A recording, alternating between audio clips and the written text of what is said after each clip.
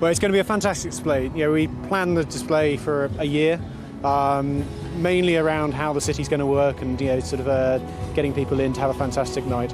But tonight we've got, as you said before, 11 minutes and 14 seconds. Oh, I do beg your pardon, that was 1 a second out. There you go.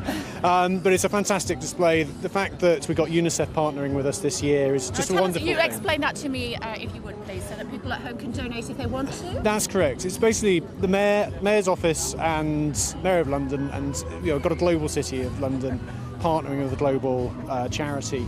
And the idea is that the viewers at home, but also those down here, can donate to UNICEF's winter campaign, either by texting mouth to the number which is on UNICEF's website. The campaign's called... The campaign is Put Your Money Where Your Mouth Is. Indeed it is. So the idea is to raise money for children in Syria. And they've got a big campaign running through the winter to help those children.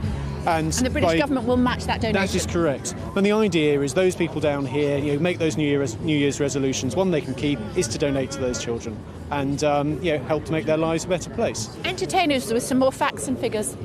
Well, from the fireworks side of things, we start making the display in September. We start designing it with the music. The music's the backbone to our display. And we create the rhythm and the quirkiness and the character, if you like, something that's unique to London. Can you give us any insight into the music? This year we're starting with, from the UNICEF side of things, some voice of children. You have to guess all the voices and the different languages as we go through, which is basically welcoming people to London, finishing with Boris welcoming us to London. We're then going through an eclectic mix of music tracks, and we're picking up on some of the key moments from the year, including the Rugby World Cup. And as well as some just reflections. There's a very beautiful track that's from Scylla, and there's just a moment which will make hopefully your hairs stand on end on that.